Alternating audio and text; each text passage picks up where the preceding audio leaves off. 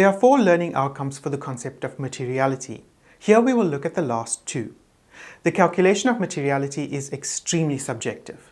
Remember that something is material if it affects users' decision making. So when the auditor sets materiality, he or she needs to make judgments about whether it affects users' decision making and the level of misstatement that would be tolerated by the users. Notwithstanding this, there are general guidelines that can be used for determining materiality. The first is the Accounting Standards AASB 1031 and the second are General Rules of Thumb. AASB 1031 indicates that a misstatement would be material if it is equal to or greater than 10% of the appropriate base, while an amount which is less than 5% would be considered immaterial.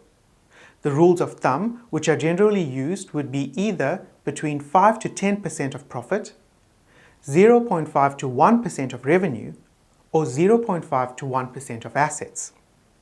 Determining whether to use profits, revenue, or assets would require the auditor to consider factors such as relevance, the stability of the amounts, and the ability to predict the final balances. I cannot stress this enough.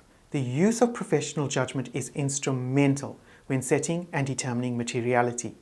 For example, if the auditor knows that users of the financial statements are likely to be influenced by revenue figures, and this has not been affected by extraordinary sales or a sudden decrease in the current year, then the auditor would, using professional judgment, decide to use revenue when calculating materiality. If the auditor knows that management's bonuses are dependent on achieving certain revenue targets and there is a high risk of fraud relating to the revenue amount, the auditor, using professional judgment, would decide to set materiality at 0.4 or 0.5% of revenue. Setting a lower level of materiality would mean that additional items would be selected for testing and thus the auditor would be able to address the higher risk of fraud.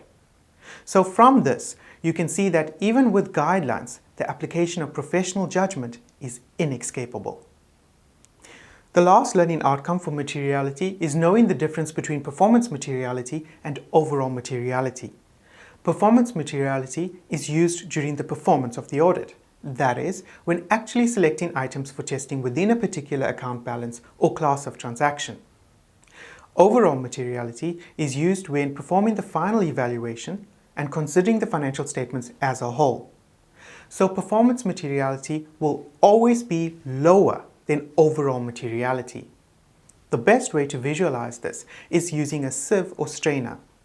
Performance materiality will always have smaller holes because it is set at a lower level. Thus, when testing a specific account, say for example trade debtors, using performance materiality, would enable the auditor to identify smaller misstatements because the sieve is smaller. These smaller misstatements would then be considered individually as well as in aggregate. In other words, they would be added together. The misstatement that would be considered material using performance materiality would then be compared against overall materiality when doing the final evaluation. If the items are individually greater than overall materiality, or when the aggregate of all the misstatements are greater than overall materiality, the issues would be considered material such that it would affect the audit opinion if not corrected. To recap, there are 4 learning outcomes for the concept of materiality.